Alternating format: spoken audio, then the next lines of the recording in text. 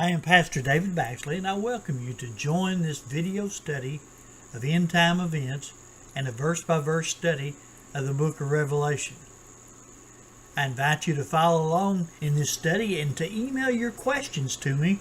Email the questions to endtimesandrevelation@juno.com. This study is taken from my book, Understanding the Book of Revelation, and it will cover 25 video lessons.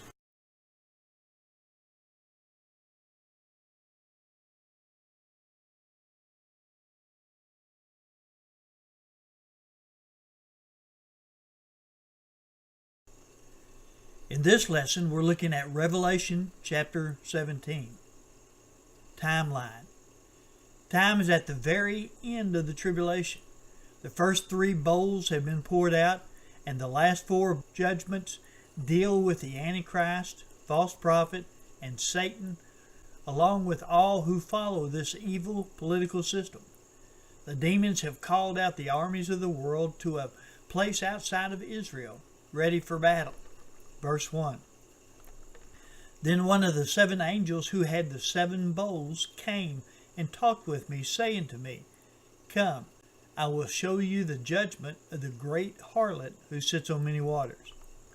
One of the angels who is pouring out the bowl judgments told John to follow him and see the judgment that are about to happen to the world and its political system.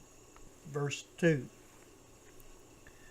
With whom the kings of the earth committed fornication, and the inhabitants of the earth were made drunk with the wine of her fornication. All of the earth is a part of this world system of the Antichrist. Remember, the Antichrist controls the rationing of all commerce around the world, which serves as a good incentive to join him. Verse 3. So he carried me away in the spirit into the wilderness, and I saw a woman sitting on a scarlet beast, which was full of names of blasphemy, having 7 heads and 10 horns. The woman was arrayed in purple and scarlet, and adorned with gold and precious stones and pearls, having in her hand a golden cup full of abominations and filthiness of her fornication. And on her forehead a name was written, Mystery, Babylon, the Great, the mother of harlots and of the abominations of the earth. John is carried out into the wilderness, where he sees a picture of a woman sitting on a red beast. On the beast were the names listing the ways that he had blasphemed God. This identifies him as the Antichrist. The beast's 7 heads and 10 horns identifies the coalition of the nations of the revived Roman Empire. On the forehead of the woman was written, Mystery, Babylon, the Great, the mother of harlots and of the abominations of the earth, which identifies her as the political system of the Antichrist. The woman, being dressed in purple and scarlet and dressed in a lot of gold and valuable jewels, shows the opulence and prosperity of the political system. She has a cup filled, showing her open defiance of the Word of God and a lifestyle of open and perverted sex. Verse 6. I saw the woman drunk with the blood of the saints and with the blood of the martyrs of Jesus. And when I saw her, I marveled with great amazement. But the angel said to me, Why do you marvel? I will tell you the mystery of the woman and of the beast that carries her, which has the 7 heads and the 10 horns. The beast that you saw was, and is not, and will ascend out of the bottomless pit and go into perdition. And those who dwell on the earth will marvel, whose names are not written in the book of life from the foundation of the world, when they see the beast that was, and is not, and yet is. The old Roman Empire was in existence during John's time, but was not as strong as it had been in previous years. Later, the empire imploded from within. The Antichrist will revive it as the center of his world government. But the day is coming when this system will be defeated by Jesus Christ himself. Those who do not believe in Jesus will marvel at this political system and praise its leader, the Antichrist, because of its power and its great wealth. Verse 9. Here's the mind which has wisdom. The 7 heads are 7 mountains on which the woman sits. Now here's the truth of what's going on. The capital of the reestablished Roman Empire and the Antichrist government is on the 7 mountains that many believe refer to the city of Rome. Verse 10. There are also 7 kings. 5 have fallen, 1 is, and the other has not yet come. And when he comes, he must continue a short time. These 7 kings are believed to represent 7 great kingdoms that ruled during the history of the earth. 5 of them have fallen in defeat at the hand of an outside aggressor. The ancient Roman Empire is in the process at the time of John's writing of falling apart. It does implode from within, and it ceases to be.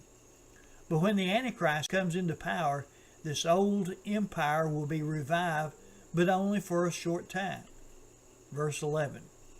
And the beast that was and is not is himself also the 8th, and is of the 7, and is going to perdition.